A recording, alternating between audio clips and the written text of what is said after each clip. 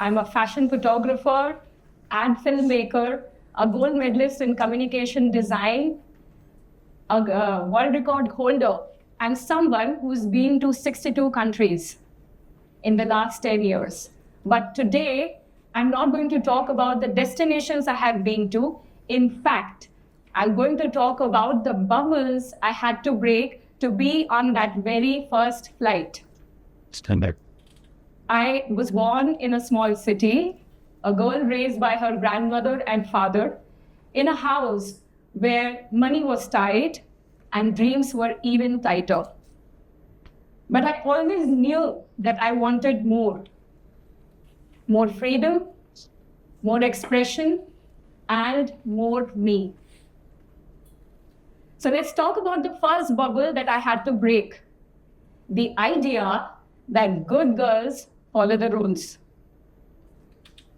I was a school topper, a good student who got 97.8% in class 12 back in the day. I'm talking about 2004, 2005. And yet, I decided to drop 1 year right after my class 12. Gave up on the best of the colleges just because I wanted to be an artist. And let me tell you, saying that, I want to be an artist or I want to be a fashion photographer back in the day was not a very celebrated choice. But I appeared for multiple competitive exams, got all India rank 16, got through NIFT, topped all the centers with 100% CGPA and a gold medal. And here I am. Everyone thought that, I would pick up maybe a very big job through campus placements. Then I had a huge education load on my shoulders and they expected me to settle down right after that. But I said a no, because I didn't want to, make anyone else's dream, but I wanted to make my own. I wanted to build my own dream. So I started a company right after college with just one camera, no godfather in the industry, and a huge loan on my shoulder. And that too in an alien city. Things were very, very tough. But that is the second bubble that I broke. The myth that you need to get settled right after you graduate. Settled in your career, settled financially, and settled in life. Let me tell you, it was not that easy at all. It was not as flurry. There were days I did not even had money to afford food. I just slept on water. But I did not quit. I stayed. I worked harder. Fashion photography and filmmaking, something that I was in, is a male-dominated industry. Things have massively changed now. But back then, when I used to enter rooms full of men, they would not take me seriously.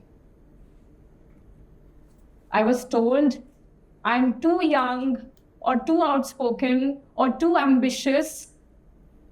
And I was even asked questions like, will you be able to lift the camera? Nasty things. And even nastier you can't imagine. But I stayed.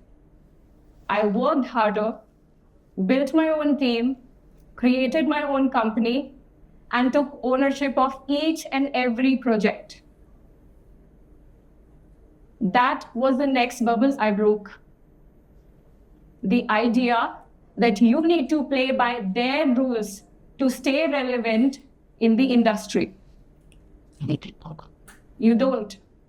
You don't have to. You just have to be consistent, be honest with your work, and be absolutely clear about your worth and your self-worth.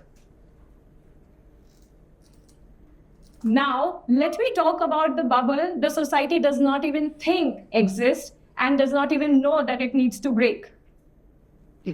Right. I started teaching photography to visually impaired. Yes, to blind children. And some of them are amazing photographers today. The idea that photography is just a visual representation needs to shatter. It's all about your perspective. Now let me take you to a very fascinating part of the entire talk, my travels. I have been to 62 countries in the last 10 years. And you won't believe, my first flight, yes, the first flight, a domestic flight, happened in 2013, that recent. Before that, I never got on a plane. It was just a dream. My first domestic flight happened in 2013, and what happened behind the scene was a lot of no to parties, no to splurging money, and saving each and every penny. My first international trip happened in 2014 with my grandmother. The woman who raised me up gave up her entire life, her old age, sat on the plane for the very first time. And I was so hell-bent on taking her to an international trip, which was a maiden for me as well, because someone in her childhood told her that you'll never be able to travel abroad, some astrologer. And well, we both proved them wrong. I lost her the next year, but that did not deter me.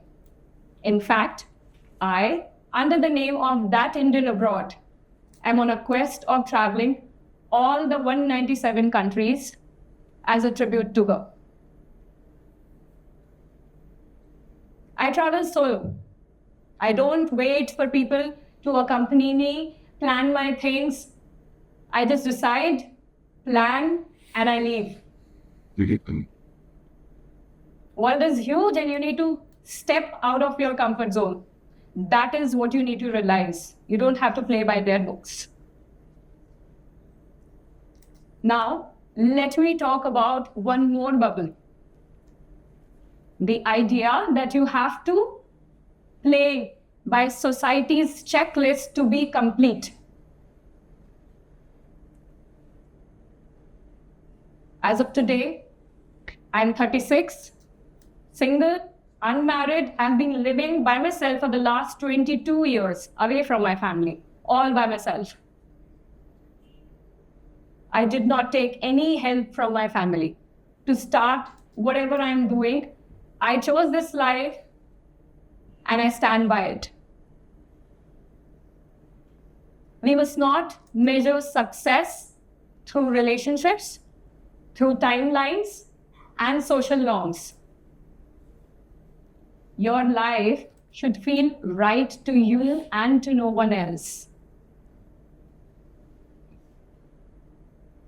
So, I want you to think and answer to yourself, what is that bubble that you guys are living in, or the world is living in?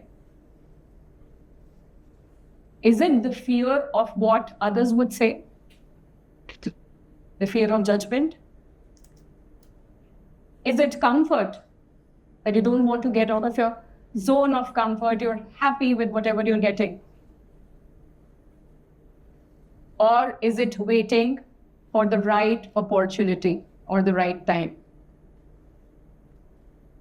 Whatever it is, I hope you gather the courage to break the bubble and come out of it. Because when you do, then is when your life actually starts. Just remember, it's one life and you will never get this time again. Thank you.